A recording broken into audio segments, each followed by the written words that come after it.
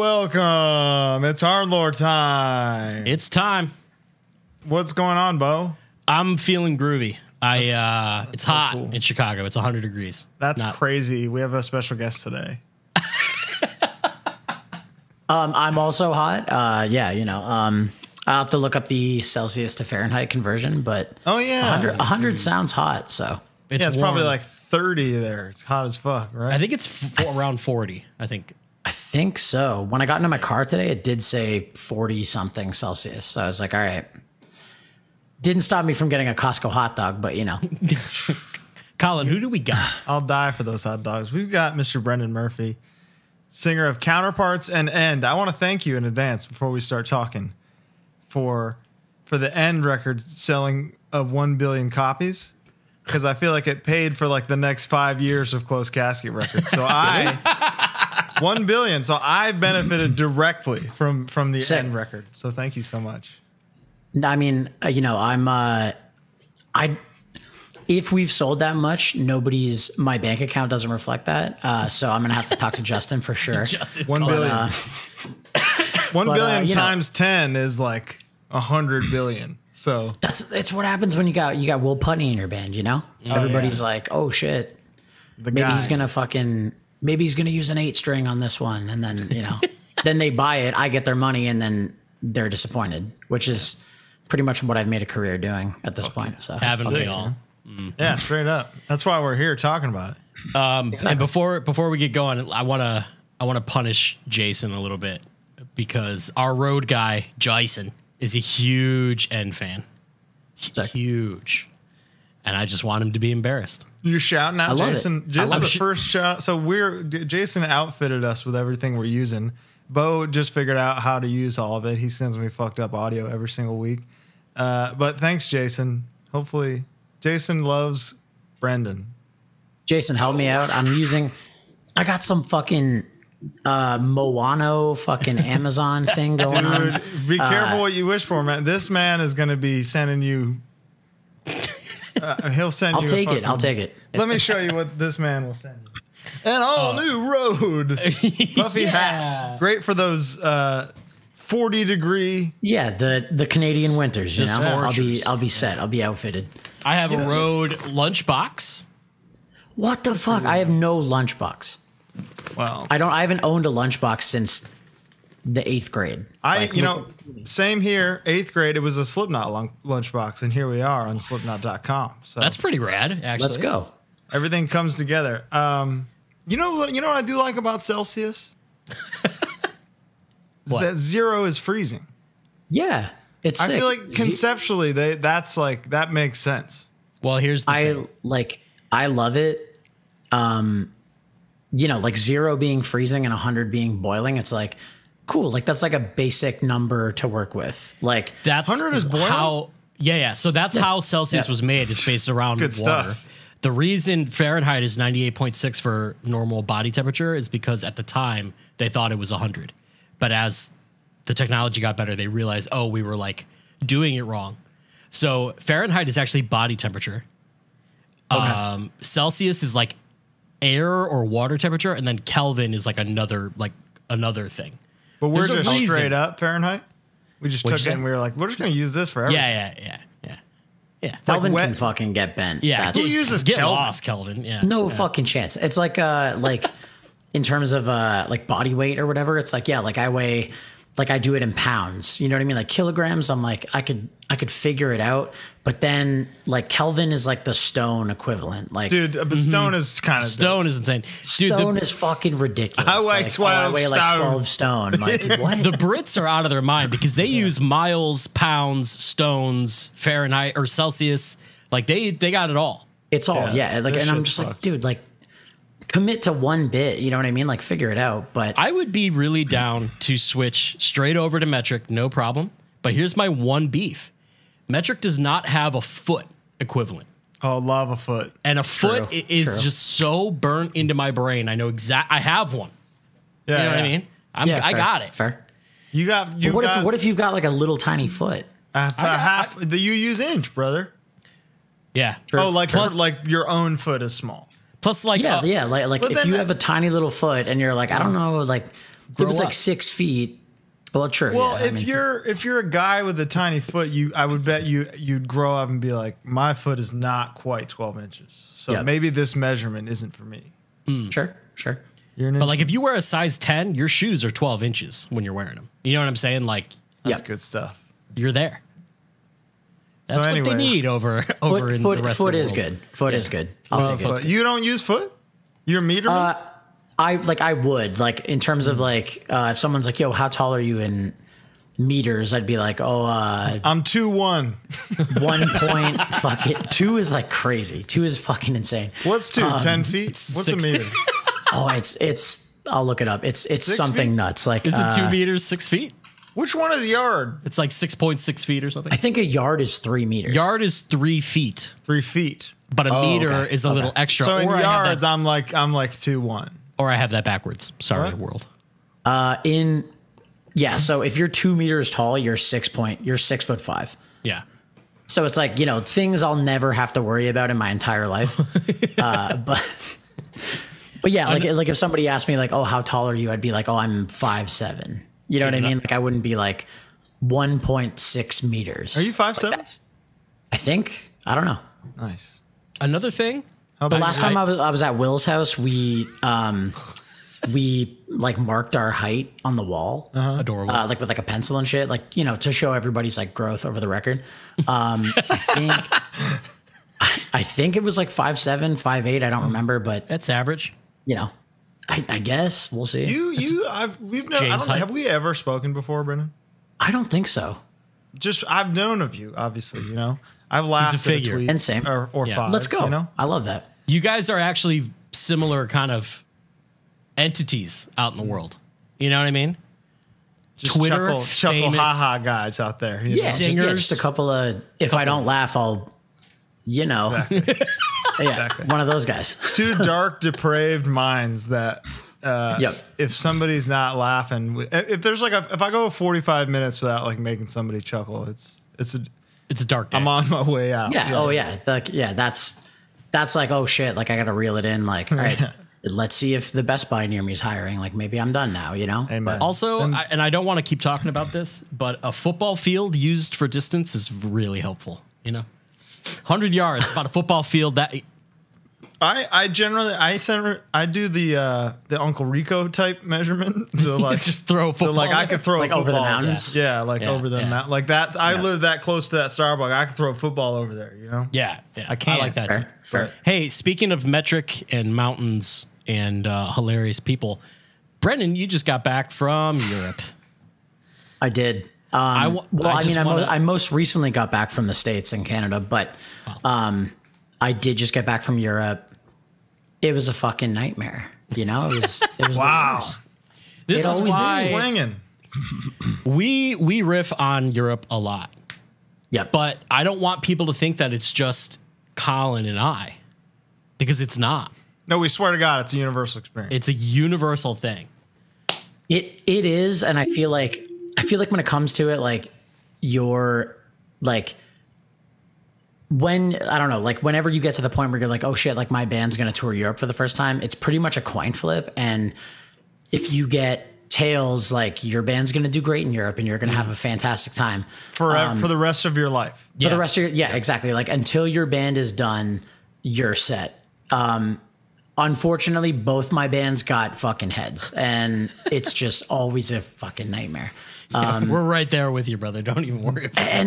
And the thing is, like, I always say this where I'm like, the people at the shows are good, but it's everything else that is just so fucking weird. Totally. And it's not even annoying enough to make me mad, but in turn, that makes me even more mad than if it was that annoying. You know what I mean? Like, yeah. Like, it's like I'm still inconvenienced. It's a minor inconvenience. Like for instance, this is a completely side thing, but Bo, I think about Andrew Morrissey dropping his toothbrush on like day 35, and like that to me, that's like I'm right back. That's Europe to me. It's like a man on the edge, dropping his toothbrush on day 35, and then looking around you and going, "Oh, I can't replace this because of where I am." Yeah. Because I'm in Europe and it's a weekend after 4 p.m. So everything's closed. All the apothecaries are fucking closed. So I just can't, like the fucking plague doctors are like, "No, sorry, we do not carry a toothbrush." Yeah, like I don't know, maybe the fucking the Surway has Listerine. I don't know, like use the 30 cents you get back from the toilet and buy. You know what I mean? It's like don't get us fucking started on the toilet ATM, the toilet fucking coin machine. I don't have a problem with it. As long as it's clean, and it's never like it'll look clean, but it smells unbelievable. Have we ever talked about the poop shelf on HardLore? I don't think so. Oh my God. Let me pull that was the first thing I think the first time I went to Europe was like 2012. And when I saw that, I was like, okay, like what part of the fuck, like where am I? This is psychologically ridiculous. What is the purpose? All right. So I like Bo, as a German guy, what do you like? You look at that and you're like, this is how it should be. Absolutely not. Yeah, this rocks. It's water efficiency is what they claim. It's all water. It takes less water. So for those of you who don't know, I can't really position. Okay, so if you're sitting on the commode on this toilet, you're shitting right here, and there's no water there. It's just a shelf that's collecting your refuse that you're just chilling over if you take your time. It doesn't like the why? purpose of Why? the water. The purpose of the water is to take away the stank. Yes. The stank, you're creating a new ozone. I never realized it worked that well until I had to use this thing. And then you're like, whoa. And you're like, holy shit, I am disgusting. Poop kind of smells. I got to go to the doctor. Yeah.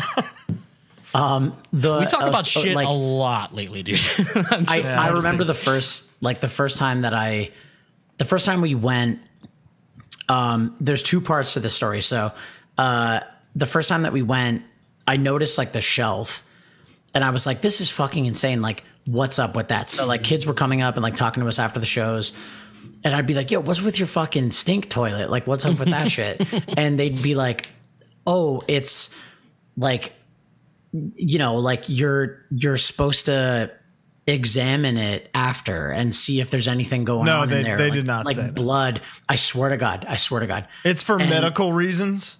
That's what I was told at first. And then, so like, I'm like, I get it, but maybe have that like as an option.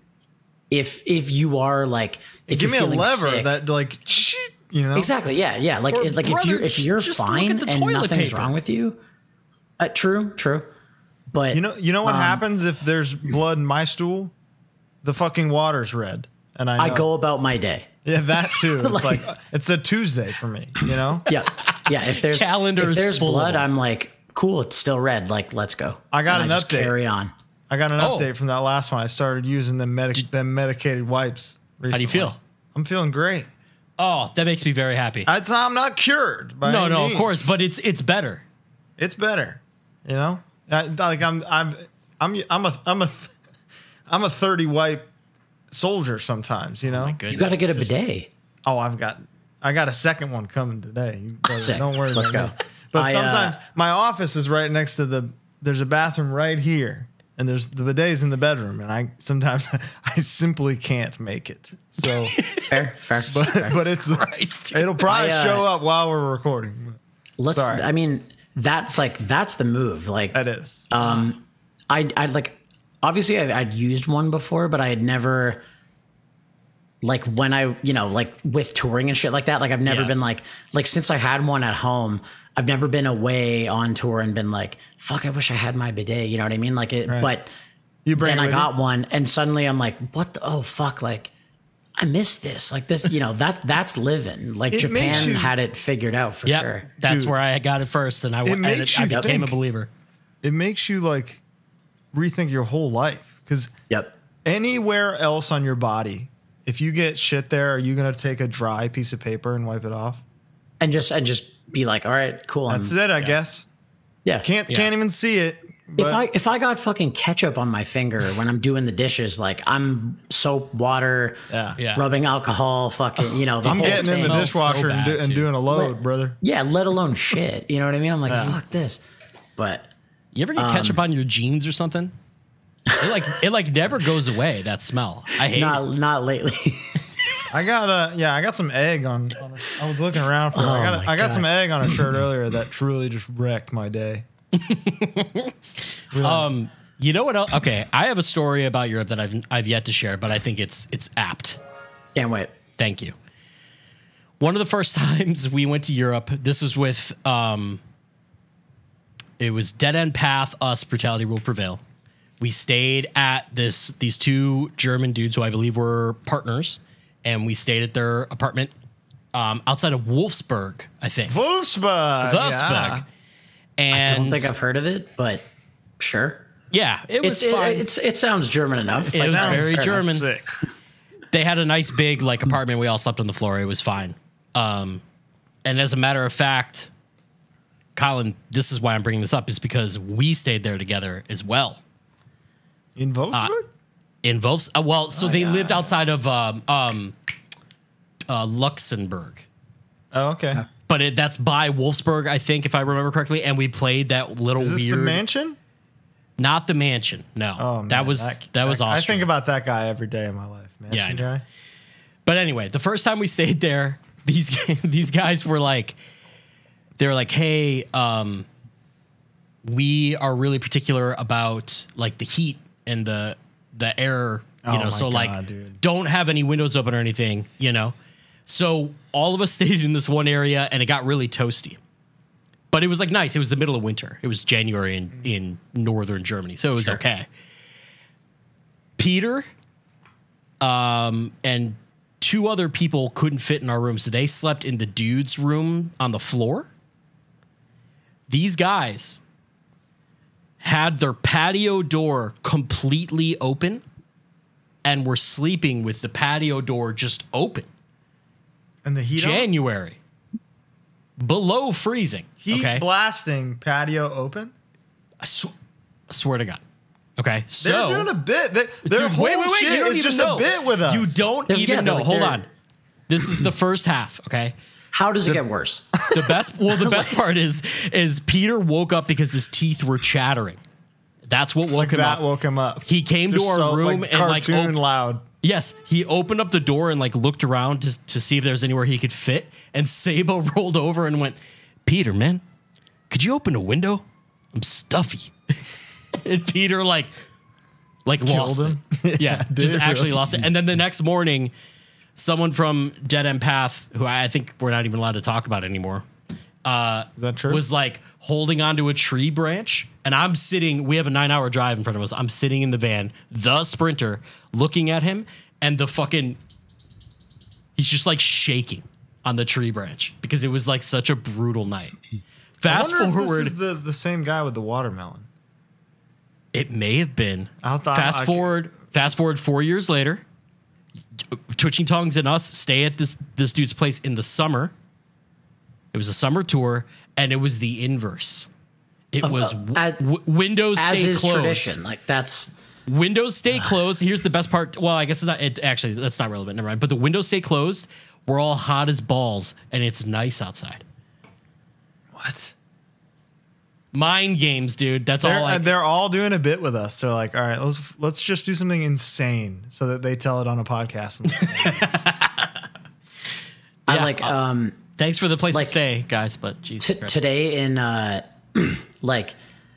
everyone that I know in Europe, the three people that I've been cool, you're a normal human being. I'll be your friend for sure.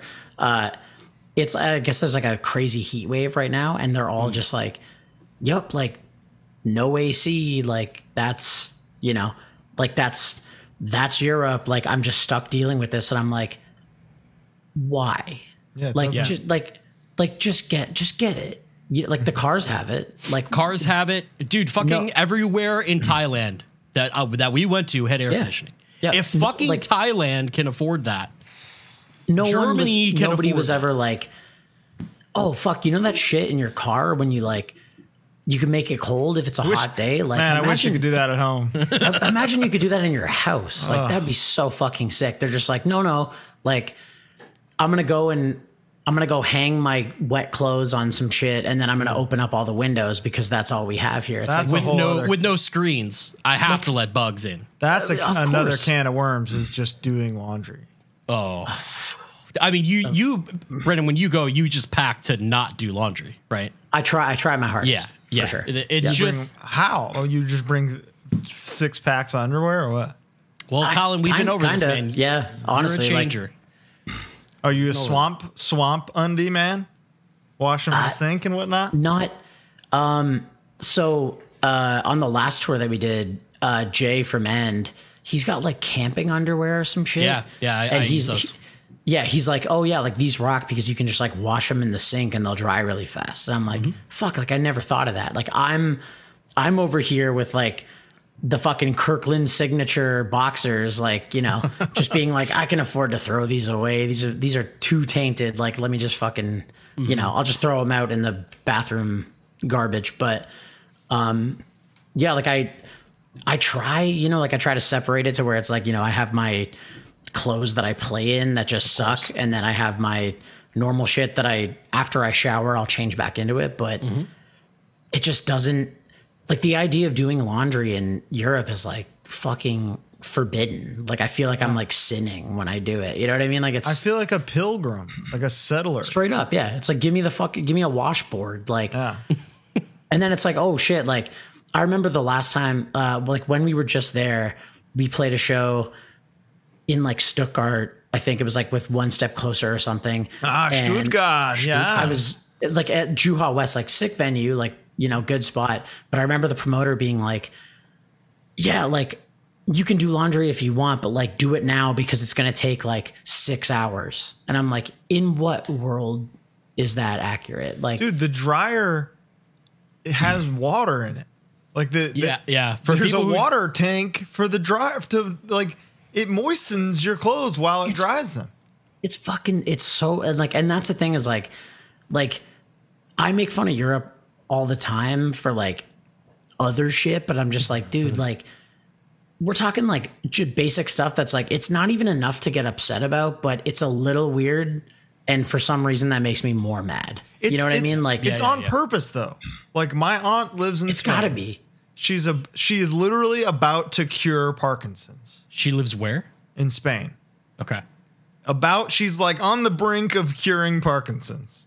And I don't know if she has a dryer, you know? And I mean, look, like I understand that there are people who would say, hey, air conditioners and dryers are actually like they use a lot of energy. They're not very green. Yep. I understand that argument. That's fine. Figure something out then, brother. Like, okay, make a better one. We have electric cars now. Like, let's go. For sure. Yeah, I'm very like, so on the last tour that I just did in Europe, we like, to put it into perspective, it's like I know I'm always like online, like just like bitching about Europe and being like, oh fuck, you know, like this sucks, whatever. But like I actually had like a medical emergency based off of Europe. Like, so we did like all the festivals like Hellfest and Grass Pop and like all that bullshit. Yeah. And it was sick. Like they treat you well at those because it's like, you know, like you're playing the same day as fucking AC/DC or whatever the fuck it is. You know what I mean? So it's like at least you get treated like a little bit nicer. But we were doing shit where it was like the last day of tour, we played a festival at 9 a.m. And like I said, like with Counterparts, like we don't do well in mainland. Like we're like a UK band. So sure, they're just like, yeah, throw them on at the fucking crack of dawn. Who gives a shit? Wait. Like, whatever. Your set time was 9 a.m.? Yes. Yeah. Come on. I swear to God, at with Full Force Festival, our set time was 9 a.m. We loaded in at 7. Stop. I promise you. So we did that. And like, to be fair, so like I remember I was like when I saw that, I was just like, what the fuck? I'm like, I haven't seen 9 a.m. in a decade. Like this is this is fucking criminal. Like you can't do this. It is criminal. And I'm like, I don't even get up until 10 to feed my cat and give him his fucking steroid pills. You know what I mean? I'm like, this is crazy. So do you have diabetes? He's got like an autoimmune thing, but like that's, you know, so like every cat? now and then, yeah. So every now and then I've got to give him give him his shit. But I got a real shitty cat. Sorry, man. Good for you. I'm happy for you. But you got some good cats too. I got a couple good ones. I got rock, an asshole. You know? Like, what are you supposed to do, right? Like, there's nothing I can do. I'm a fucking victim in my house. You just gotta help them out. But I don't want to. But yeah, so load in at 7. Oh my God. Play at 9. And then was there anybody there at 9? Sorry? Was there anybody there at 9? There were so many fucking people. Like, so I was having a meltdown, and like, I was talking to our manager, and I'm like, yo, like 9 a.m. Like, I'm like, come on. Like, I know I'm fucking dog shit, but like, give me something here. This is terrible. And then Tom, he's like one of Counterparts managers. He plays in Stray from the Path. Yeah. He sent me a photo, and he's like, well, this is us playing at 9 2 years ago. And it's like, there's so many people, like you don't even see the end. So I'm just like, okay, maybe it'll be good. That's exactly what happened. So we do that. And then it's like, okay, cool. Like, wrap up and get out of there at 1 because you're going to drive 4 hours and then play another festival. Whoa. Same day? So yeah, 2 in a day. So we drove to Jarrah on Air. Oh, we played that last time. Yeah. Yep. And like also fucking sick. So it's like we got there, we probably showed up around like 6. We played at 10 something. Like it was cool. Like at least it was nighttime, so it wasn't hot. But right after the set, we were like loading our shit off the stage into the gear room, and I saw like a hard case that had like an amp on it. So I'm sitting on it, and I just do one of these, and I just fell asleep, like, and nobody could get me up for like 30 minutes. Like they were like shaking me, like it was like a whole thing. So I wake up to medics, and they're just like, hey buddy, like you're out cold. Like, let's figure what's going on with you. Yeah. So they take my like blood sugar and my like blood pressure, and they do a bunch of shit, and they're like, oh yeah, you're like intensely dehydrated, and you have heat stroke, so you're fucked. And I'm like, oh shit, this is crazy. And then as soon as I heard that, in my mind, I'm going like, I have ammo. Like now I can tell. I'm like, Europe literally almost took me out. So like now I have solid proof. Like somewhere I have a piece of paper with my blood pressure reading to be like, oh, like, hey, remember the last time we tried to do this? Like I almost fucking died. You know what I mean? And it's like, wow. Like, it's not, don't get me wrong. It's so fucking funny. Like it's hilarious, but I'm just like, at a certain point, I have to be like, yo, stop fucking with me. Like Europe, like you got to fucking figure it out. Like either, you know, you can get down with the fact that we kind of sound like Stick to Your Guns, but like maybe a little weirder. Just give me the fucking money or else I'm never coming back. Cause like I literally almost went to the hospital, but wow. Are your club shows dope there? They are for sure. The club shows are good. So the shows are good. The issue with me and Bo is that the shows aren't good either. So really, a lot of the time. Well, in like West Germany, we've had some improvement since we toured together there, Colin, for sure. Not me, but I also Paris is like incredible for us for some reason. Like there are places that rock. It's like it's so weird. Like with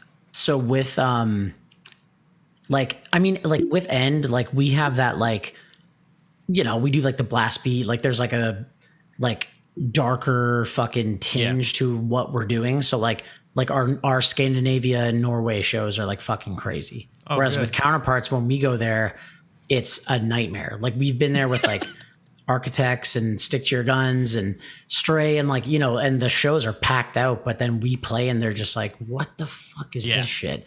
But with Counterparts, like it's weird because the further east you go, the bigger the band is, to where it's like, you know, and like, I know this is like a generalization. It's probably going to come off as like kind of rude, but I feel like if people are sad, they like us because they like get what I'm talking about. Whereas, you know, like if Counterparts is in Norway, they're like, oh, you want to blow your brains out? Like, why? Like, what's wrong? Well, what's so bad about your life? Like, my life rocks. I don't get it. And I'm like, fair. Well, I'm hasn't snowed in you live in 18 Sweden. days here. Yeah. True. We're happy. Interesting. Yeah, there's a weird thing too. The last time we were there, we did all like these same kind of festivals. We didn't do Hellfest, but we did Jeron Error and Brutal Assault and Full Force and all that stuff. How funny is Grass Pop Metal Meeting being the name? It's so weird. Like the festival as a whole, like, so not this time, but the last time we played it, I remember like being on stage and being like, I said something fucking stupid where I'm like, yo, like I could like just fucking tackle like Lemmy right now if I wanted to. Like this is fucking crazy. Yeah. And then obviously, and I'm like, why are they putting us around these fucking people? I'm like, these are like actual like big names. And then it's like, oh, cool. Like, oh, you've got Lemmy and the fucking Counterparts guy like arguing over the last pork chop. I'm like, what the fuck is happening right now? This is so stupid. I literally watched him eat pork chops at Hellfest one time. It was crazy. Really? He's a little guy. Little? Yeah. Really? I think he was like 5'3", 5'4". Lemmy? Dude, I'm pretty sure. How many yards was he? One. Lemmy's height is 5'10", Colin. No, he's not. That's what. Dude, it must have been a double. He's taller than me? That's fucking fake, man. Maybe with a hat on. Get your head out of your ass. No disrespect to literally the god. Yeah. But I remember being like, damn, he's a little guy. Maybe it was a double. Look, he's the Maybe tallest guy in his band. He was using a stunt double that day. Let's see. Here he is next to Sting. Sting's height. Sting, WCW? Sting! Yeah. Sting is 5'11". That adds up there, brother. Sure. Wow. There you go. Something. Fuck yeah. Maybe he would have kicked the shit out of me It was if a I tried double. anything. But You don't have 5'7" energy. Can I just tell you that now? thank you. I appreciate that. I believe that you're 2 meters. I wish. In a perfect world, I would be. I'd be unstoppable, but like, nah, I'm fucking. Are you wifed up? Nope. Are you singleman? I'm singleman. Singleman. You cleaning up or what? Not really. No, because I still play Magic the Gathering, so it's like, you know. Yeah. It's, Yeah, but that's sick now. You know? Yeah, you're Is like it? cool. Yeah, dude. You got to get in. You got to get in. The world is sopping wet for Eddie Munson right now, brother. Magic is cool. It's There's a owned by couple D&D. things- You're good. I don't want to get too brash here, but there's a couple things going on right now that are wild, like shitty mustache and long hair. Not people dig it. I Dad feel like bods, people dig it. I see it and like it's weird, I'm like, man. yo, like that's a good look. But when in my mind, if I were to get rid of all of it, but the mustache, it'd be like I would look so much like my father. Oh. And I'm like, I can't fucking do it. There's Please, no way. that Mr. Murphy's my father. My father. He's got to be. Yeah. I think you figured it out. I'm looking at you and I'm thinking, you know what? This is working. You know, this guy nuts. You know. I was gonna say the last time we were there and we I was gonna say this guy does nuts. the last time we were there and we did those fests. One of the ones that we did was an Oi Fest. Oh fuck yeah! Okay. It was Harm's Way playing a show that like the Boss Tones and Agnostic Front headlined. Let's go. Isn't that but like, and of course we played and all of them were just Voss. Like they had no idea. For sure. Yeah. Did Lions Law play? I probably. Oh my god, that's a musical group. It was a straight up Oi fest that for some reason, like we were the only band that had to like test the sample pad.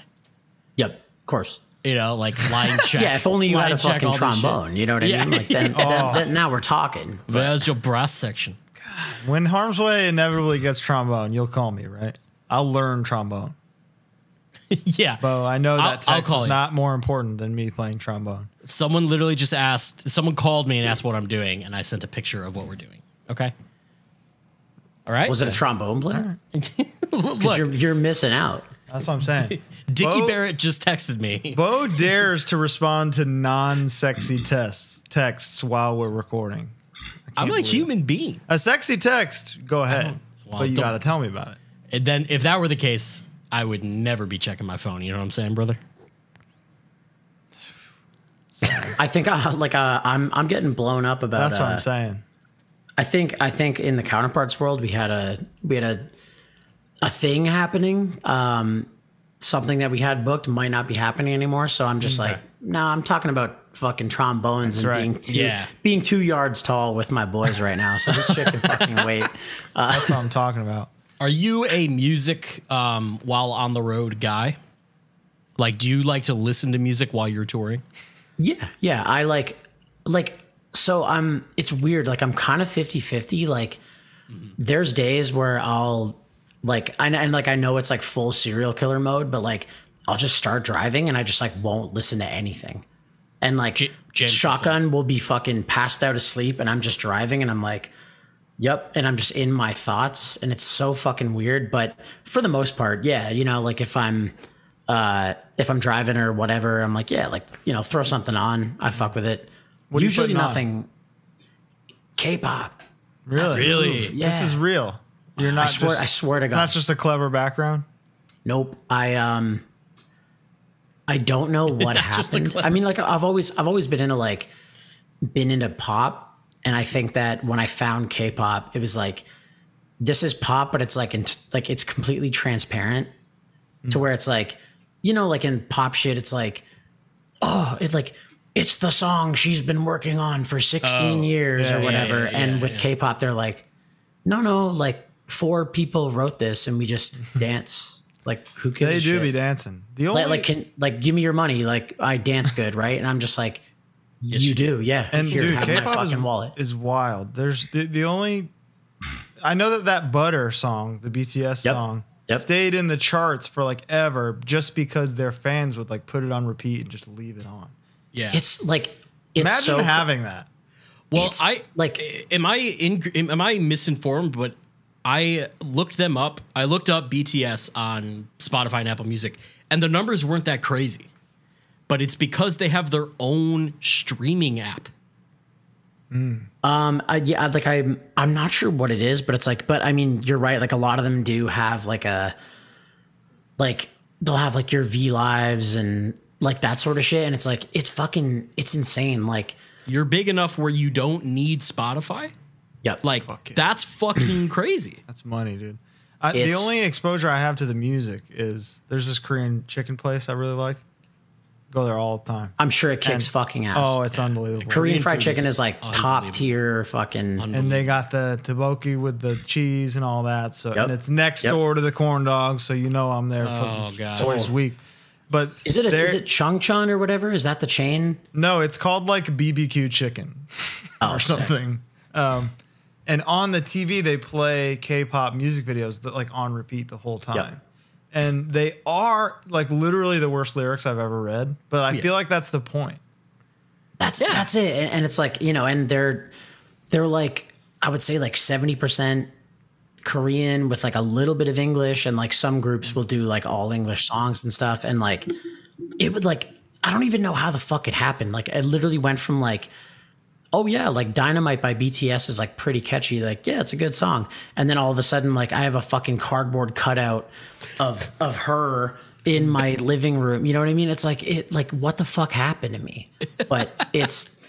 Oh yeah, I like all them. Good for them. It's a mystery to me. I like pop music, but I guess like mostly American, you know, what's on the radio here kind of thing. For sure. Yeah. And but like real coworker answer, Bo. Yeah, you know, I like what's on the radio. No, I know. But that's the most pop, right? Is like American top 40 is like, okay, that's what's on right now. But dude, you're telling me that fucking the second Katy Perry record, like it had more singles. Yeah, it had more singles than Thriller. Well, I think it had the most #1 hits since Michael Jackson Bad. No. It tied Thriller. Oh, was it that? Well, Bad had more #1s than Thriller, but Thriller was the biggest selling thing. Okay, so it didn't do as good as Bad. Every song on Bad was a single. Really? Yeah, like that, all of them. I'm a big Jackson head here, but I like the Gaga song with Blackpink, and I really like. Was like Sour Candy, I think. Sour Candy. I like the Korean parts. When they bust in the Korean, I'm like, ooh. It's like it's sick, and like I don't know, it's so weird how I don't know how it happened, but so like me and my roommate, he used to play guitar in Counterparts, and the merch guy for Counterparts and END, like we went, like I was like posting online, I'm like, I didn't get tickets to see like twice like them, like, you know, and like it's such a crazy fucking thing. Like, you know, they announce a tour and it's kind of like the lottery. Like we were like, you know, we're in the fucking queue and Ticketmaster trying to get shit. And it's like, oh no, you're fucked. It's $1,000 or whatever. And so I'm like using my shit of like, okay, this booking agent knows this booking agent. Yeah. Like maybe I can like sneak my way in. And like I fucking love it. Like it's such a weird world. Like even to the point where like, even the fan base, like everybody's always like, oh, like K-pop stans, like they're the fucking worst, like on Twitter. And it'll be like, dude, like Twice or Blackpink or someone will put out a song and I'll be like, oh, the new fucking Blackpink song kicks ass. Like that's the tweet. And then 400 retweets. I have all of them. And it's like, and they're just like, you ugly old white motherfucker, like whatever. And they're just ripping me apart. And I'm just like, because you like it? I guess, like, I don't know what it is, but like, it's so fucking funny. Cause I'm just like, I figured they'd be on your team. Well, I thought so too. Or like, you know, or I'll like, I posted a photo of like, oh, like the fucking cardboard cutout thing I got. I'm like, this is hilarious. Like someone was throwing it out and I picked it up and people are like, oh, like she'll never talk to you, ugly. And I'm just like, oh my holy shit. I'm like, you're being gatekept, dude. I'm like, this is fucking insane. But I like, I do fuck with it. Like it's so funny that I'm like, cool. I'm like, damn, I thought we'd have this like common ground that we could build on. And like, to be fair, there's definitely some where like I'll be tagged in some shit where it's like, oh, like, you know, oh, did you know the singer of this metal band, like, loves Twice and Blackpink and fucking all these bands. And I'm like, you know, and then because of that, like whenever, like when Counterparts did like our last video and put it out, like I would see like K-pop accounts posting it being like, yeah, I don't know what the fuck he's saying in the song, but like he likes K-pop, so I guess it's cool. And I'm just that's like, kind of cool. Shit, this real works. recognizes real, you know? Yeah, that's cool. But then at the same time, people are like, oh, is that gray in your beard, you ugly motherfucker? And I'm just like, holy shit, relax. Do you think they think that you're infiltrating from within to dismantle it? Maybe. Or they're just gatekeeping. They're just mean. It's a psyop.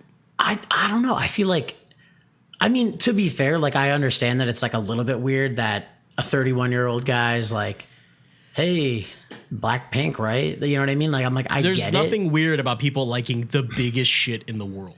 That's what makes it the biggest shit in the world. Yeah. Where it's like 5 sexy girls whose whole thing is like, we're sexy first, musicians second. Yeah. It's like, we figured you'd be the demo.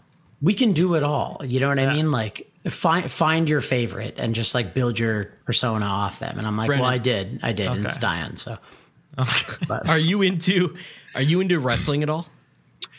Like, so when I used to be, I haven't paid attention like too much, but I do, like, I fuck with it. You know what I mean? Like, there's a Japanese promotion called Stardom, and it's all ladies and they kick ass. It's where like a lot of the bigger names in stuff that Colin and I typically watch, like where they like came from and like how they got good.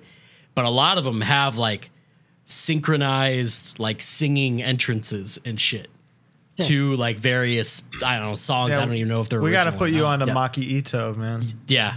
You'd please do. Obsessed. Please. Yeah. Send me, she's amazing. Send me all this shit. I'm done. Yeah. Yeah. Interesting. So it's crazy. Let me ask you this: being a Canadian band, I don't know how it works in Canada in terms of like being a local band. Do they easily accept their own bands at home, or do you kind of have to get over elsewhere?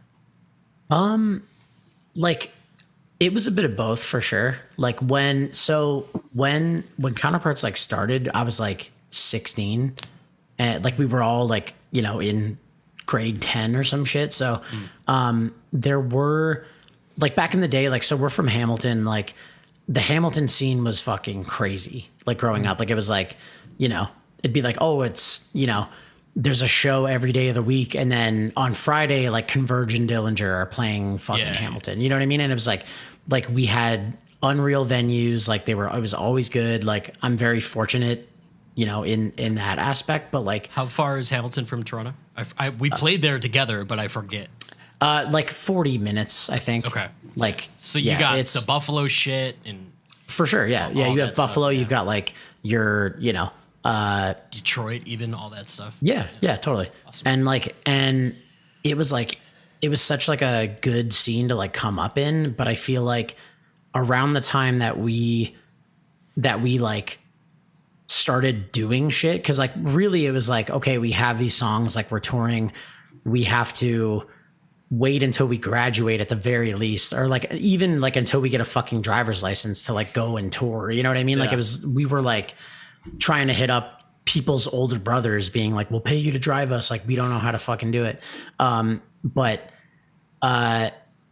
like there was a weird period of time where I think like the Hamilton scene was like declining and there weren't a lot of like newer bands, and it felt like the newer bands that did pop up, they were sort of focused elsewhere, which is like it kind of happened to us. Like there were some bands when we were growing up that were like really big in Southern Ontario, but they were, you know, twice my age, and they just like would like essentially just like bully us because we were fucking high school kids.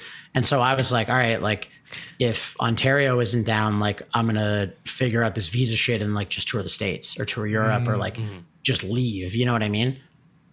But like that, I would say like that experience is more specifically Hamilton and not Toronto. Like if we were like a Toronto band, like the Toronto scene's like always been fucking psycho. And, you know, like we're lucky enough to be close to where, you know, if you're a Toronto based band, like you've always got something going on that you can, you know, you can like hop on to or like whatever, at least like spread your name. But yeah. But yeah, Toronto is incredible. Outside of LA and Chicago, like on Spotify shit, like it's always Toronto is for sure, our next one. And like, and it is like, always. It is always good. And it's like, that's the thing that I'm like, even though I'm so close, like I've always kind of been jealous of that to where I'm like, Toronto's just always been good. Like I've never heard of, you know, people being like, oh, the fucking Toronto show sucked. You know what I mean? Like I've had a couple, but we still did great in merch. So it's like, well, that's a lot. Right? It's like, well, okay, what am I doing wrong? Thanks for buying my stuff. When we did the Post-Human headlining tour, I think Toronto was the first date to sell out. Wow. Yeah. Yeah. And like Toronto is very like, it's just in a weird way. It's like, it's more so like with it in terms of like international shit and sort of like keeping up on like, not that it really matters, but like, you know, what's cool, like what's popping at the moment, like that sort of thing. Whereas Hamilton and a lot of the other smaller Southern Ontario scenes have just kind of been like, they're like a little dated, like not Germany fucking dated, but you know what I mean? Like very, very, like, oh, this isn't cool anymore. Like that's crazy. This is my favorite band, you know, but yeah. But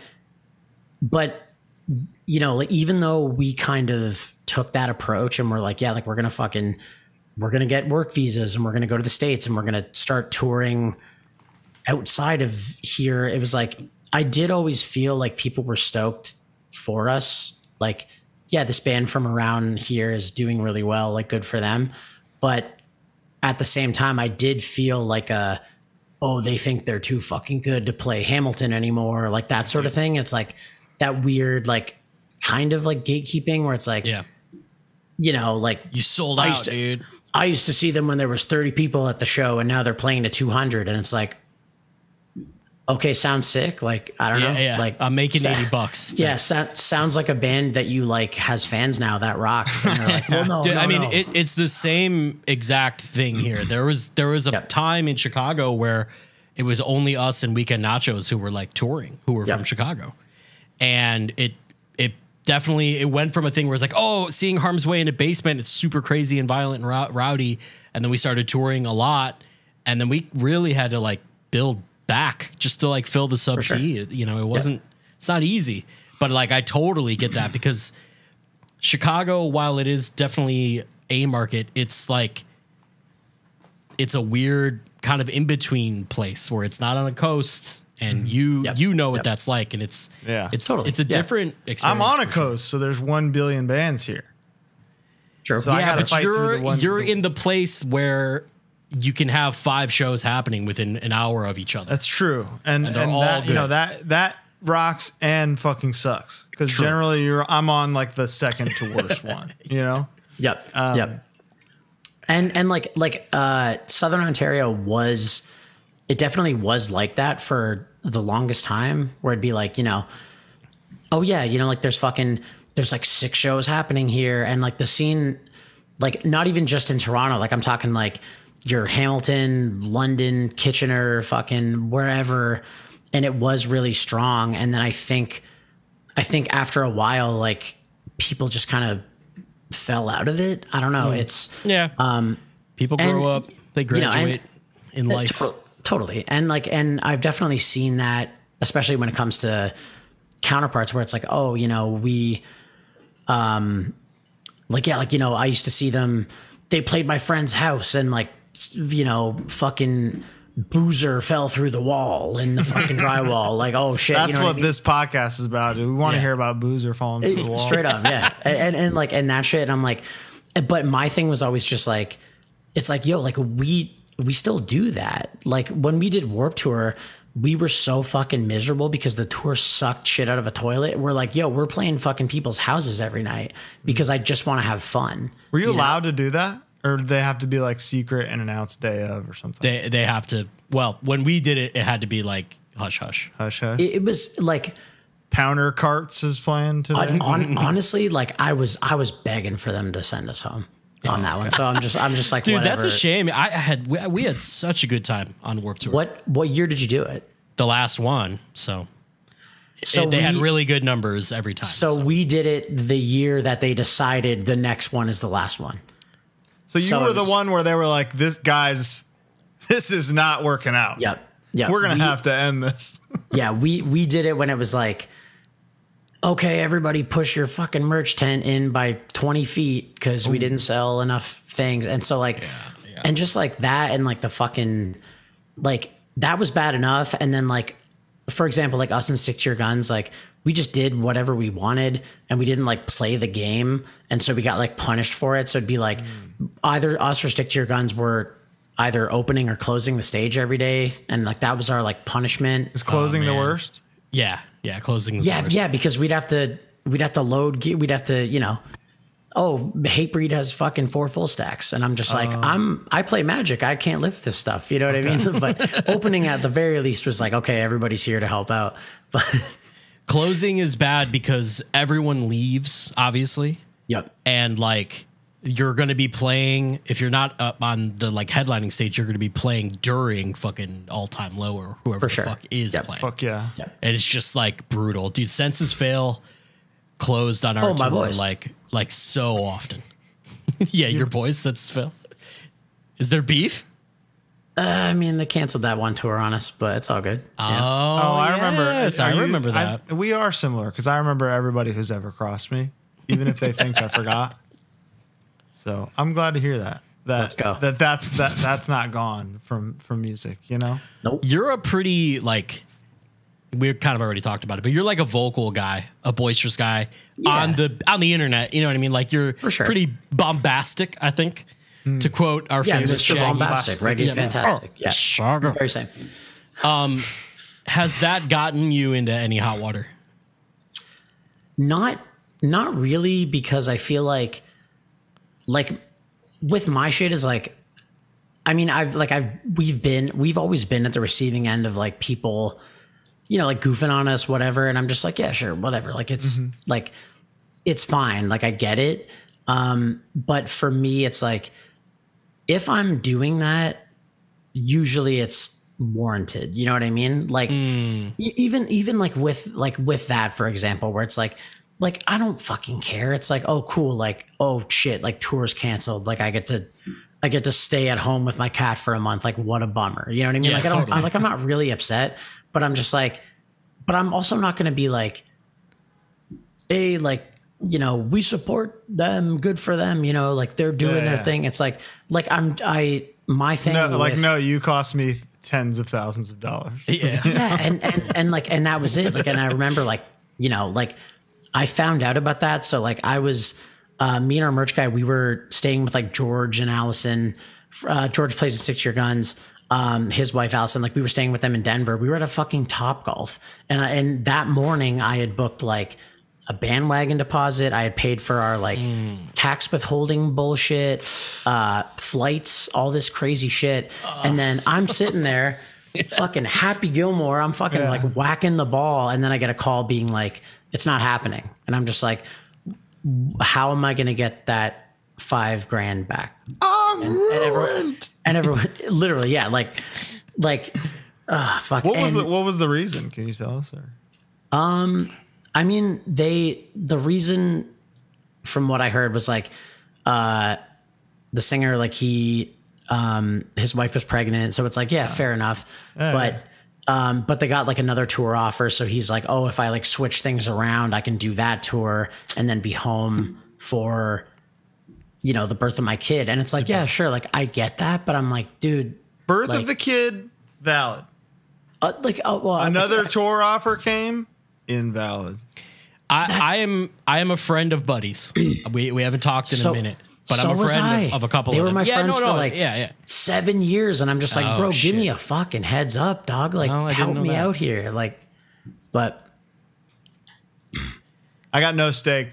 I don't know anybody. I have very low stakes, and I'm sure even Buddy and Jason would like understand that. Like, it's not like I have nothing to do. You know, it's not my shit. Finally, But we're shooting on this fucking podcast, huh? Yeah, whatever. Week 14, shots are being fired, baby. Light shots. I mean, whatever. Speaking of shots, how much money do you make before? No, wait. Actually, actual question. When you were at Topgolf, did you get the beignets that you load up with the syringe? no, what the fuck is that? What? Dude, Are you serious? They have these donuts there. So my friend Matt he's the chef at a Topgolf. He's been on like Never been. Chopped Junior and shit. Oh wow, He's like Junior? like Is he like a kid? well, Is no, he 14? Like just not. I guess what's the in between like real Thank you, chopped chef. and then like oh, it's corporate like Topgolf chopped, but it's got like Alex Queen chopped. Yeah, it's tween. Yeah, it it's has tween like chopped. it has all the people from Chopped, but it's not. I'll show you. I don't know. It's hard to describe, but they have these. So when we went for my birthday right before COVID, they had these like donut holes, beignets that come with like a Bavarian cream, a raspberry, and a chocolate, and you inject your donut with this shit. Sick. You know Sounds what? fucking awesome. During the pandemic, I've had enough fucking build my own dessert things where I've had to get takeout and just do it myself. So no, I want my shit pre-injected, Bo. Make it for me. Make it for me. Come on, I'm tipping 50% when they fucking smile at me. Okay, inject my donut. All right, what were we going to say? Speaking of food, Yeah, there we go. let's get down to the nitty gritty here, Brennan. All right. Are you vegan, vegetarian, or anything, Brendan? I'm not. I eat fucking garbage every man. meal of the day. All right, here Me we go. too. What is your favorite? This is what we ask when you're driving. You see the sign with all the food options. What's the one where you're like, we're stopping? Raising Cane's. Wow! Finally, Every time. Every time. We don't really talk about it on here, but I'm a big fan. Bo is not a sauce. He's not a. I'm not a sauceman, so because the I cane miss sauce is white sauce adjacent. It. Yeah, can't do it. that's true. Yep. I'm not big into sauce, but I'm big into cane sauce. That's my shit. Like I get that. Like you know, like the idea of getting like fucking like whatever fucking burger and it's like dripping. I'm like, this pisses me off. But Yeah. But the cane sauce, I'm like, cool. Like I have a little bit of control. You can monitor your consumption. I'm I can down decide. with that. You know, I just wish the cane sauce was like buffalo or something. don't I talk know. about Yeah, no, canes, I know. okay? I know. Just stop. I love it. I love it. Wait for the next fucking subject. Okay, this is for men. So Cane's. Cane's is up there. What I really respect about Cane's followed the like In-N-Out, Chick-fil-A kind of business method where it's like, hey, let's just make it good like every time somebody eats here. Yeah, for sure. It's really that easy, you know. Oh, let's actually, you know, so the soda fountains, the syrups need to be replaced every now and then, guys. Yeah. I've never had a flat cane soda ever. Oh, fuck no. No. I've only been once. You've only been once? Give it another shot. It's so But I'm not going to look. I'm not going to spend the money and not get their sauce. I'm not going to dip Cane's chicken fingers in fucking ketchup like a barbarian. No. They probably got good ketchup though. I'm going to go somewhere where that's not like I'm respectful of the thing. I really am. Did you have the Texas toast? I asked Isaac from Knocked Loose what the Caniac order is, and he told me. Yep. And I got literally called that. So. I know. Mm-hmm. I respect the culture. Why don't you respect these and shut the hell up? All right. Is there anything in Canada, Brennan, that you're particular about? So I mean, like overall, like in Canada, in terms of like fast food, like chain restaurants, like on tour, it's kind of fucking slim. But there is a restaurant called Harvey's that kicks fucking ass. I think I've had Harvey's. Harvey's is my shit.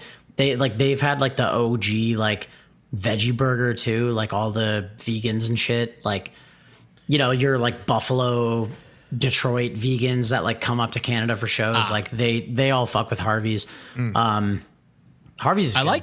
I like A&W. I can't do it. I'm not Really? a fan. Really? Love the root beer. I love the root canned A&W root beer or cream soda.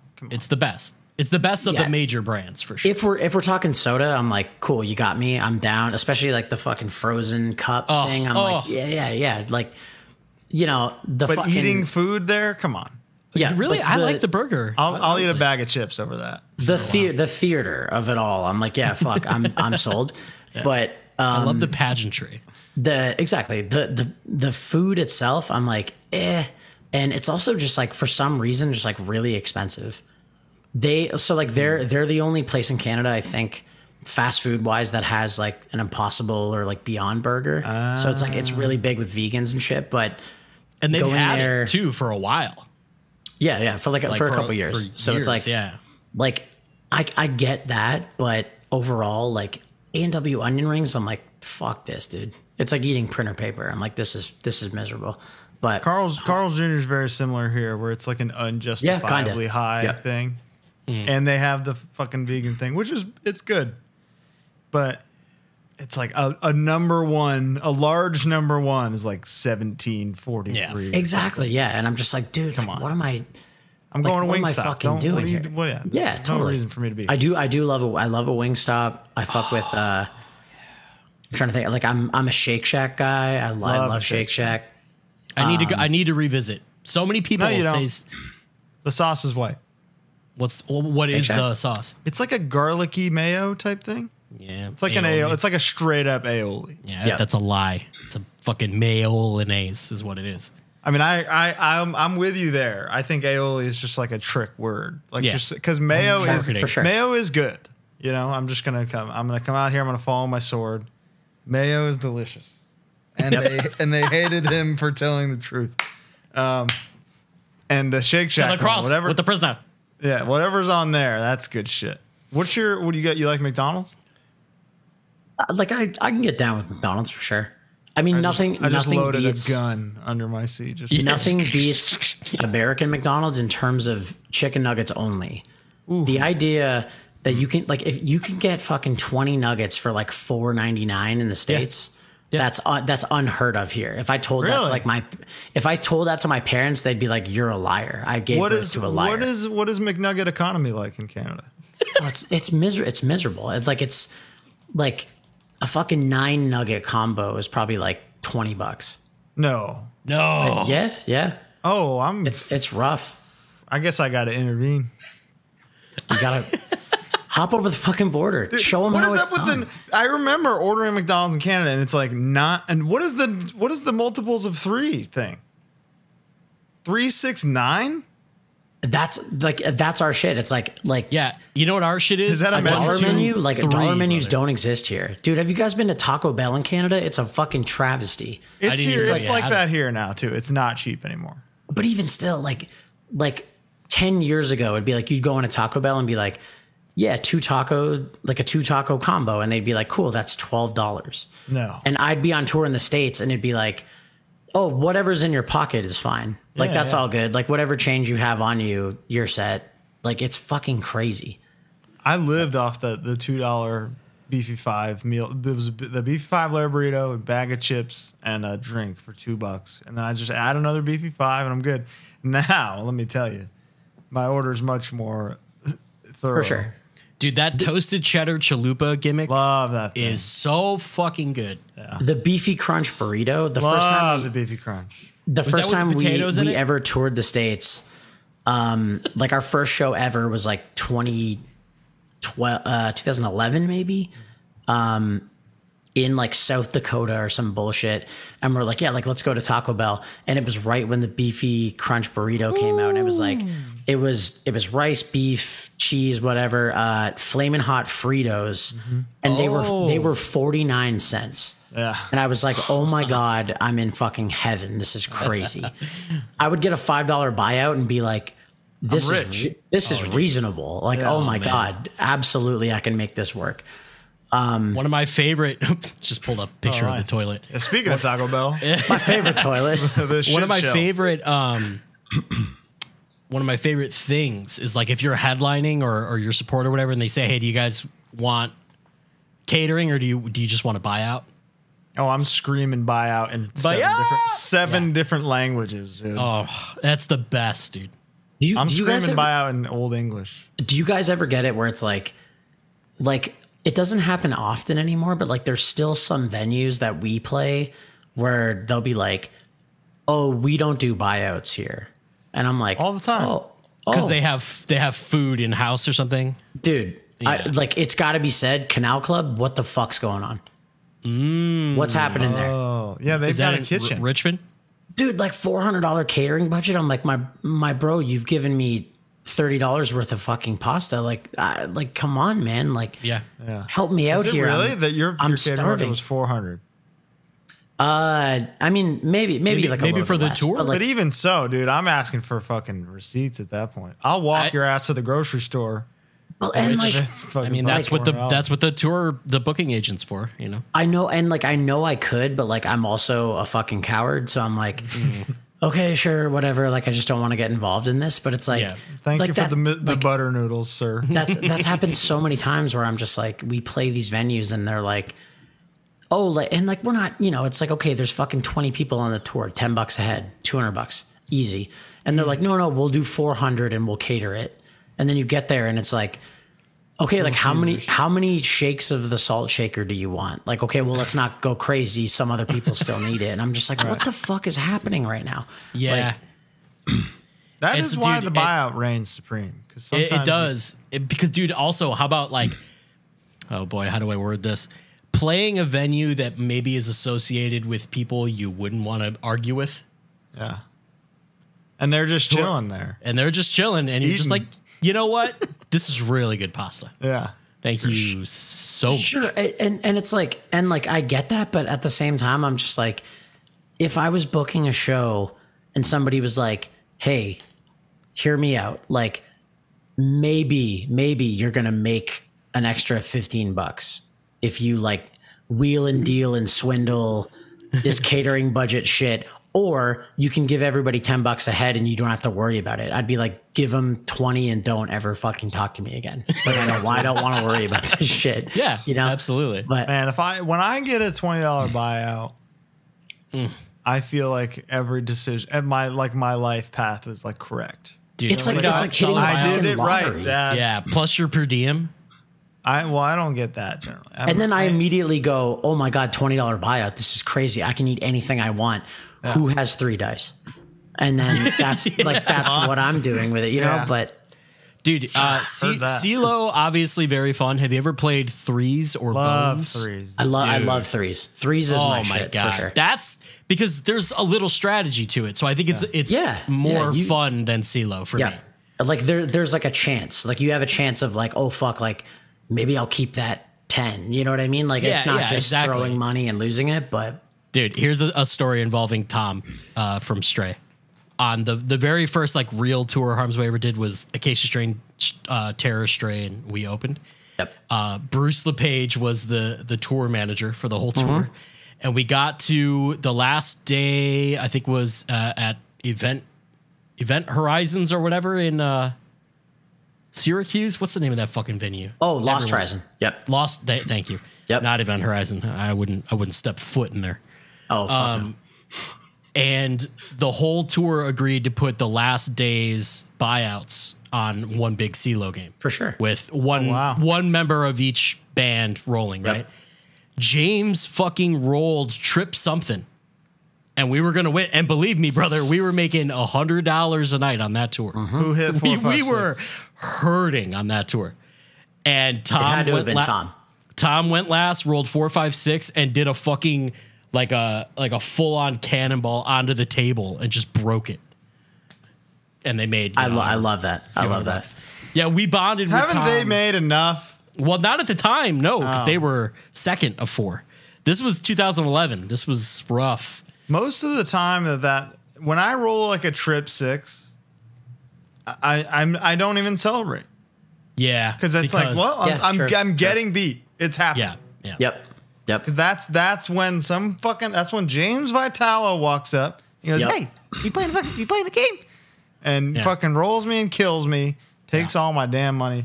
I gamble every day of my life. Oh, it's do you best. really? It's the fucking best. It's a problem, but you know. But wait a minute, Colin. We're not talking about like, am I going to make it to the bathroom? No, you gamble with money. I play online slots almost every single day of my entire life. Are you serious? But I win a lot. Yeah. How much is a lot? You got to give me links. I need to be doing this. Oh, dude, I got you. I don't know. It's probably not even legal in Canada. Let me see if it's legal in Canada. Chumba Casino. I have a social security number, I think, somewhere. I got a VPN. Good, I'm good. I can watch fucking Bob's Burgers on the you're good, on the man. US Netflix. I'm Chumba's legal in Canada, so you're good. Wow. I'll send you a link. Maybe we'll both get like $10 free players. Let's do it. I'll tell you my favorite games, and you. That's so dangerous. It's terrible, but I've won a lot, dude. But it's funny. It's funny. It is funny, and every spin's a memory. It ain't about winning. Of course. Absolutely. I did a contest with them. Like early pandemic. Oh, it was like April. So yeah, I did like a video submission of like, here's why I should win. And I won $5,000. You won? Yeah, I won. What the fuck? That's so sick. The winner got $10,000 a month for a year. Oh, right. But I was like third runner up. That is so fucking sick. I got Is he frozen for you? He's still frozen for me. Here he comes. Hello? Roll that $5,000 down on that fucking. There he is. Get that Spectrum back up. Yeah, my internet is rock solid, so I don't know what's going on. It's probably mine. I guess it's not. No, it's what? It's got. Brennan, I just upgraded to a gigabyte too, so I'm. Welcome, brother. They're gonna hear some words from me. Yeah, tell me about it, Brendan. Is there anything? Is there like I refuse to step foot into a Subway unless I want a cookie. Honestly, I'd go in for a cookie. That is exactly how I feel. It's like sandwich wise, no fucking chance. But like, yeah, an M&M cookie, like I'm not fucking made of stone. Like they're just good. Like, you know what I mean? Like I'm going to fucking swallow the thing. Like, come on. Yeah. And it sucks. Cause like, I mean, it's been a while for sure, but like when you tour, when you do like a full Canadian tour and you're like driving like Northern Ontario. Yeah, dude, straight up. It's like Thunder Bay. It's like, oh, do I want to gamble with this place or like there's a Subway right there. Like, fuck it. I guess I'm having Subway. And it's like, I'm not proud of it, but I'll do it for sure. No, dude, there's actually no excuse because Thunder Bay has a casino with a restaurant in it. Hey. Thunder Bay Casino kicks fucking ass. It does kick ass. I've lost thousands of fucking dollars there. And I would do it again for sure. Is there a food where, because I have several, where sometimes like I'll be like, I wouldn't eat that for $1,000. Oh, really, Colin? Oh, for example, yeah, please. Faith Alone just played this Chinese restaurant in Hollywood that is also a venue, and Alec got this like corn egg drop soup, was like a corn-based egg drop soup. Egg drop soup can be a little snotty. It can be I saw it I took one look at it and I said, I wouldn't eat that for $1,000. And at that point, it got to a point where he offered me $1,000. And I stuck to my guns. For me, it's similar. Eggs in general. I've never had an egg in my entire life. Wow, you're like Guy Fieri. Wow. It's the only thing Guy won't eat, so you're an elite company there. He doesn't like eggs? Doesn't like eggs. I've never had one.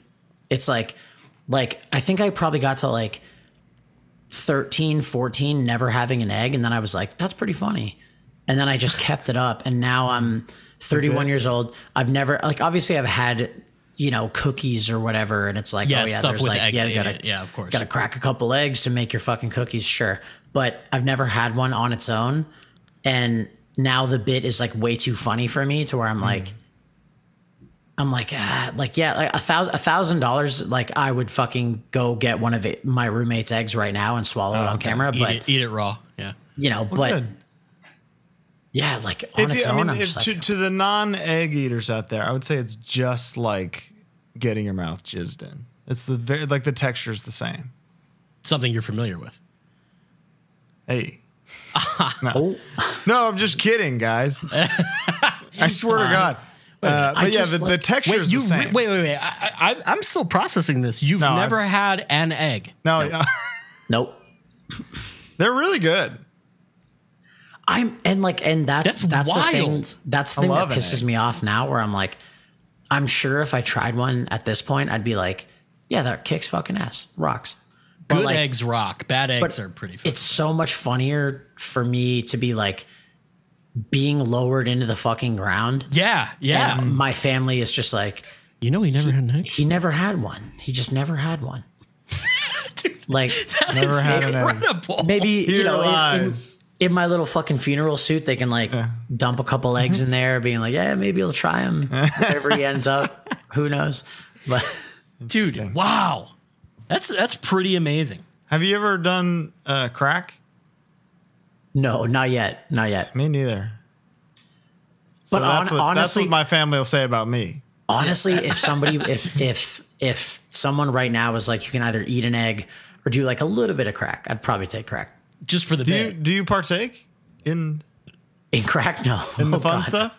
No, he's a boozer, dude. He's been discreetly vaping this whole time. You haven't noticed? Oh wow, yeah. You know, I'm a nicotine boy. I'm a booze boy. I thought you had like a flute or something that you were just checking your tuning. It's my recorder. You know, I'm I can't even like really smoke weed. It like makes me too fucking weird. I don't really fuck with it, but I drink a lot. I did just have like a long break where I didn't, so now I'm like making up for lost time. But you know, yeah, that's. You believe in ghosts? I've never seen one. Yeah. Okay. So I'm like no until I'm proven wrong. Yeah. But so that's how I was, and then I saw one, and now I'm like, they're for sure real. One. Or at least one. When End we did Europe. And the last show a tour was in where the fuck was it? Like Sweden or some shit. And so we played a venue. Spooky. And it used to be a jail, and it was and then they turned it into like a community center, and show was sick, whatever. And so we flew out the next morning, and I asked the promoter, I was like, yo, like I was going to buy a hotel, like get hotels for us to like shower and shit. Like, can we just kick you some money and just like stay here? Like there's couches, like, can we just like sleep here? And he's like, yeah, of course. Like, I don't give a shit. So we're staying in this venue, and at this point I didn't know that it was like an old jail. And so we're hanging out, and it's like me and our merch guy, Kenny, and we're the only ones up, and we're just like talking, whatever, like watching fucking TikToks, whatever it is. And then he's talking to me, and in the middle of his sentence, he just stops. And then he starts laughing so fucking hard. And then I'm like, what? Like, what's going on? What the fuck's happening? And he's like, I just saw an all black shadow walk down the hall and into the kitchen and then disappear. And I'm like, what the fuck are you talking about? And then so at this point, it's like 3, 4 in the morning. I text the promoter, And I'm like, yo, is there fucking ghosties in this place or whatever? And he immediately responds and goes, of course there are. It was an old jail. Like, it's haunted as shit. And I'm like, dude, you gotta give me like a heads up couldn't warn her, brother. Yeah, that's like giving someone like, you got to try this soup, and it's like the spiciest shit. It's like when you ask him, he was in his own mind like, I can't believe they would want to stay here. What with the ghosts and all. Exactly, and I'm like, dude, like I mean, you know, there's no way, like, there's nothing he could have said to where we'd be like, oh, like, we're not going to stay. Maybe we will just like pay money for a hotel, but yeah, so that happened, and then him and I were both like fucking freaked out, and I'm just like, okay, I trust him, you know what I mean? Like, he's very like, they're not fucking real. Like, he's like the fucking, I'm gonna go explore the abandoned fucking insane asylum guy. And for him to like stop and start laughing, I was like, all right, this is fucking weird. So I just pulled my blanket over my head and fucking just tried to, and like I woke up at like 6 or something to somebody being like, your alarm's been going off for a while. But yeah, I mean, I didn't see shit, so I'm still just like, but he did, I guess. So I'm just like, fuck, man, I don't know. Look, if James was like, yo, I saw something. Like, if that situation happened and it was me and James started laughing or whatever and was like, I just saw this, he's like my compass with that shit. Yeah. Where I so would you be don't like, believe me? No. You're Why? full of shit. I'm full. I'm mostly empty of shit on account of all the shitting I do. I think time and being sleepy are things that really fuck For with sure. people. Yeah. Not me. Yep. Never. Nope. I'm always on time. And I'm always never sleepy. I'm tired until the second I'm ready for bed. Yeah. Same. What's up with that? Because then it's like something on Twitter is about to be good. I know it. Yeah. And then but it's like I have something to do all the time. And then that's when the first moment of the day where you're like, I got like 8 hours of spare time right now. You especially, you're a sick fuck, man. I'm a sick bastard. I just got into TikTok too, like within the last month. It's the best. It's the best. My God, ever. there is content. Yeah. Like, I'm not trying to like make shit on there because you know. Yeah, it's above my I'm fucking hideous, but I'm not trying to fucking. I don't think you're hideous. I'm not going to objective dance here. Yeah, no. Thank you. I dancing. appreciate that. But like, I'm not, I'm like, this is a little bit out there for me. But like, when I was one of those people where I'm just like, what the fuck is that? Like, I don't need this thing. It's not Vine. I don't need it. I got the app, and then I'm just like, I remember when I first got the app, my For You page, like, I wasn't following anybody. My For You page was like, it was like fucking people being like, yeah, man, like, these windows are pretty fucking tinted, huh? And like, it was crazy. And then as I kept using the app, it learned who I was and like what I like. And now it's like specifically geared towards me. And I'm just like, so crazy. I'm like, this is the best fucking thing in the world. Like, it's genius. It's like, oh yeah, cool. Like, I'm going to go on there and I'm going to see videos of like people in their house, and I'm the third person that's ever seen this video, and it's going to be the funniest fucking thing in the world. Dude, it really, they really cracked a code that no other platform has figured out, that is like just discovering things. For sure. Oh yeah. Every Vine day, was close. some store is sold out of some product because of a video that randomly came up on somebody's feed. Like, I don't follow anybody on there. Yep. Yeah. And I only see things relevant to me. Dude, it's so funny when you first start it too, because it's nothing but tits and butts. That's Hallelujah. Yep. That's all. So like, Hallelujah. Casey, our bass player, is like very into TikTok, and he was like, yeah, just keep going. I thought you were about to say, oh, he's very into tits and butts. He's very into tits and ass. Well, yeah. But I can't get the guy away from him, dude.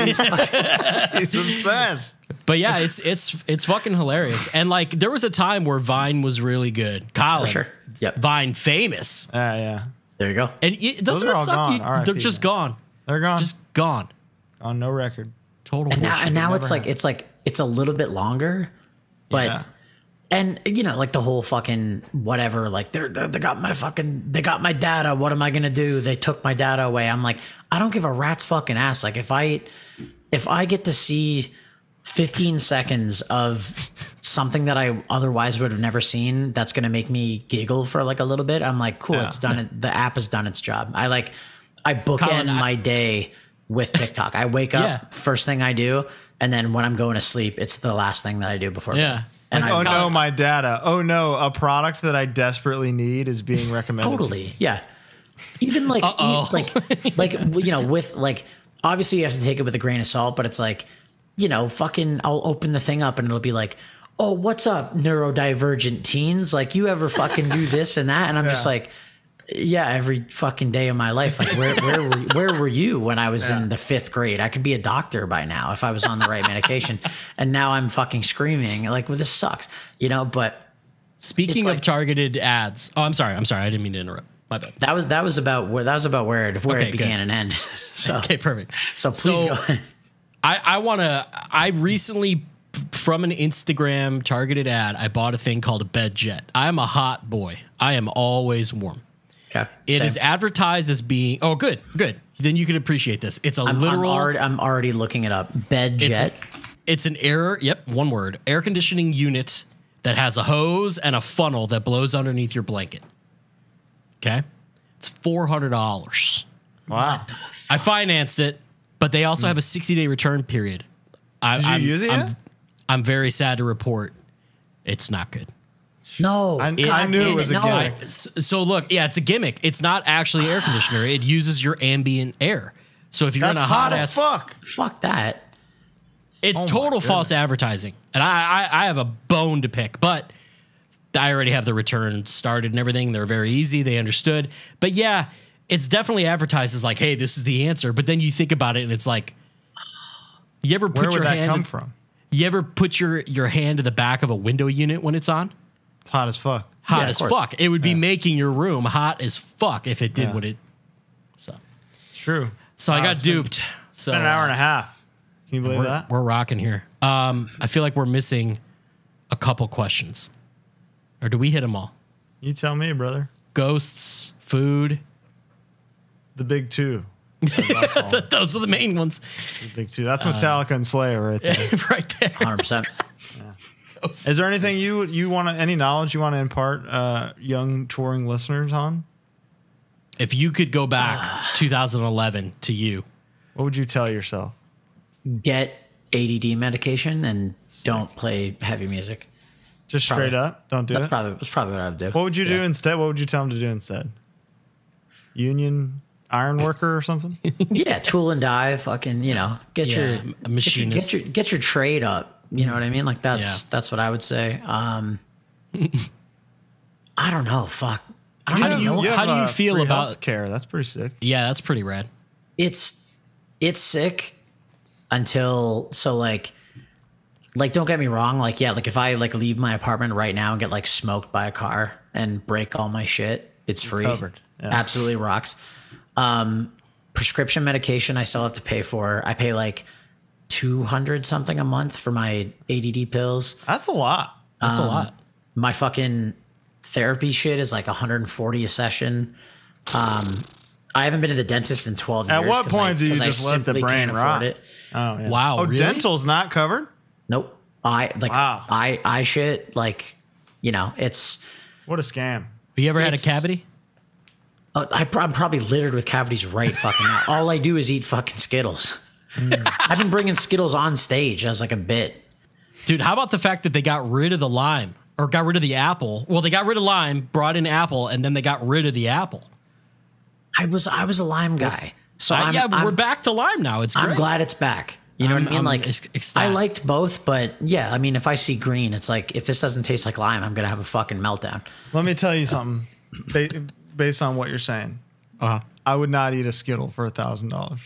You don't like Skittles? What? No, I'm not a candy man at all.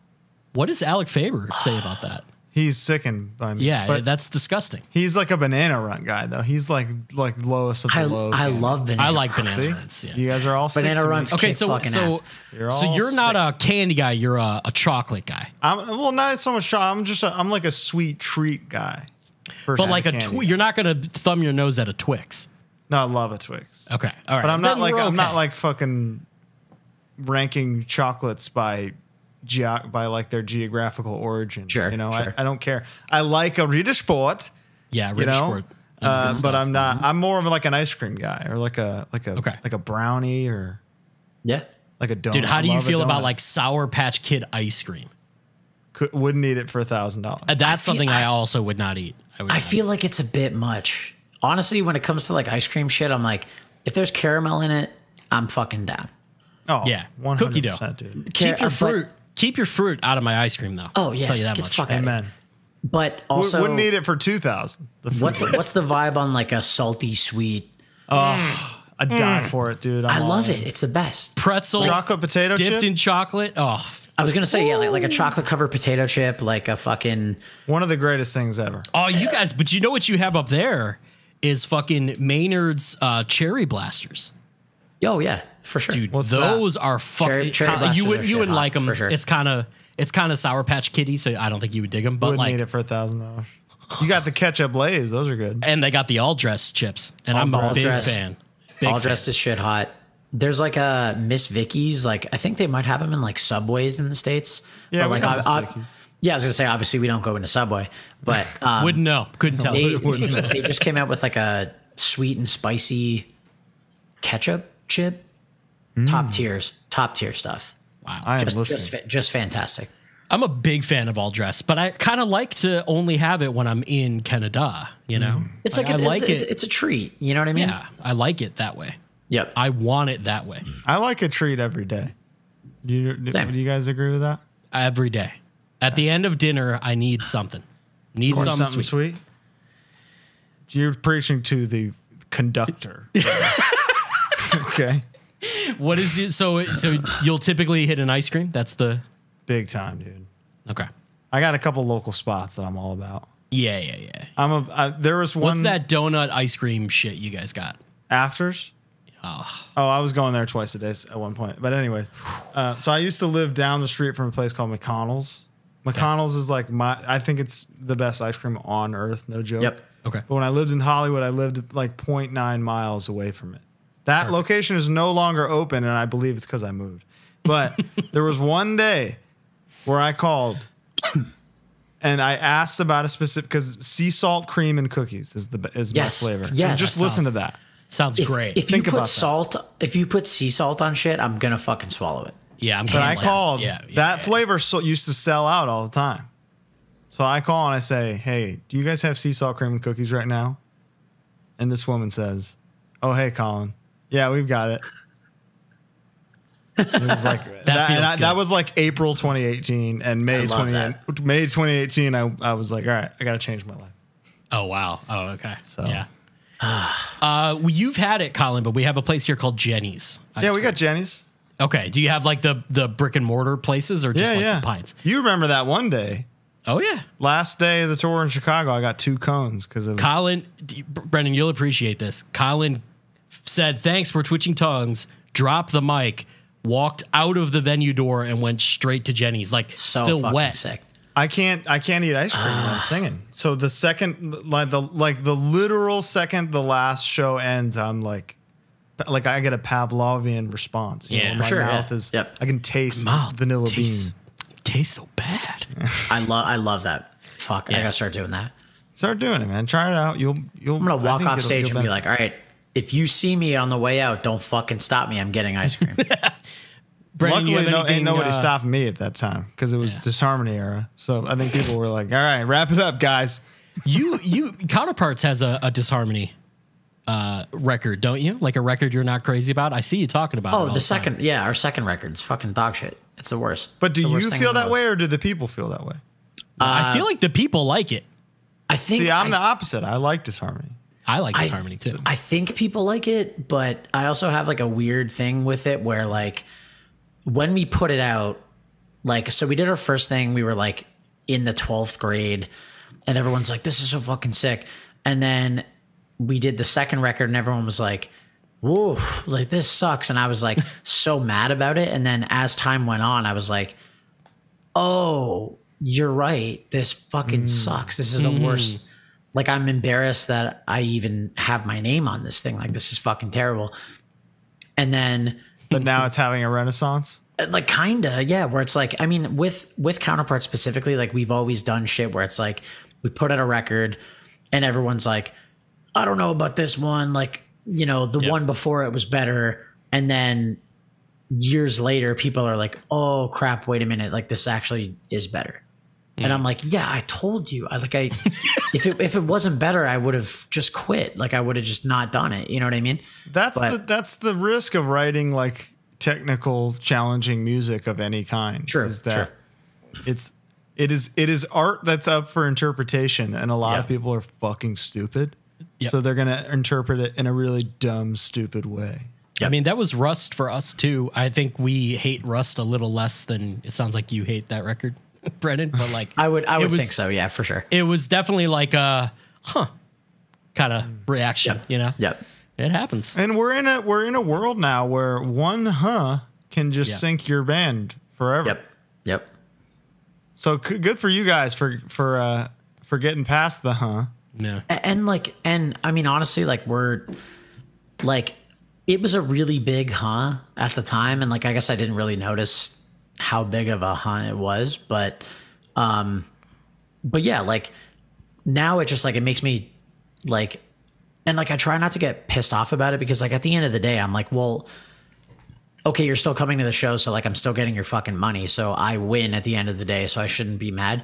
But like, you know, with the newer shit, it's like, you know, once we started working with Will and it's like, oh, like he just made it so we don't fucking suck anymore. And I'm like, why are you guys all so obsessed about this record that like, if you put a gun to my head and said like track 6, what are the lyrics? I'd be like, shoot me, bitch. Like what, you know, like I'm fucking done. Like there's no way I remember any of this. That just comes with the territory though. But yeah, it's, so like I would get frustrated about that, but still at the same time, it's like overall with Counterparts, I feel like every time we do something, like it does get a little bit bigger than the last one. So I'm just like, cool. As long as there's that like, that steady incline, like even if it's very small, I'm like, hey, at least I don't have to go to Best Buy for a couple of years. You know? Like, if a business is growing by 2% a year, they're stoked. You know, for sure. Like, that's good growth. That's what I'm saying. You know, I would love to just remain consistent. That'd be nice. That too. Yeah, for sure.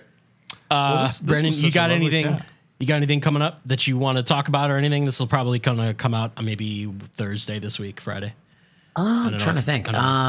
So I mean, like with Counterparts, we have September. We're doing Blue Ridge Rock Fest, Furnace Fest, like shit like that, and all then that stuff. Yeah, we're gonna do a headliner at the end of the year, album release type thing with End.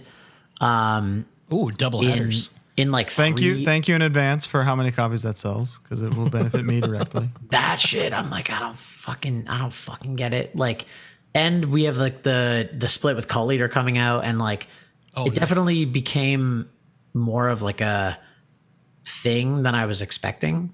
Like I thought it was going to be like, oh, End and Cult Leader are doing a fucking split. Like, you know, like who cares?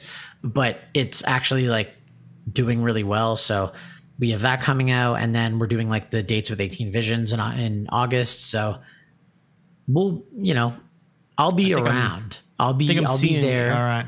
I like it. Yeah. I like I'll be around. Yeah. Yeah, that's good. That's a good way to end it.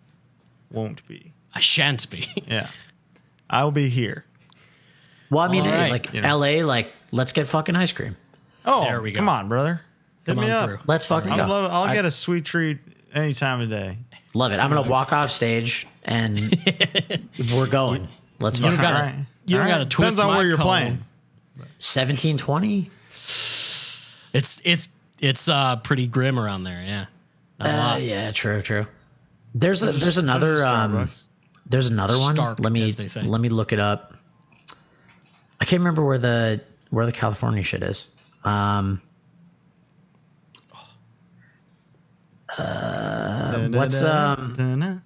What's Garden Amp about?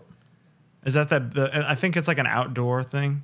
Orange County played there. type thing? That's a good one. So that'll be a good show.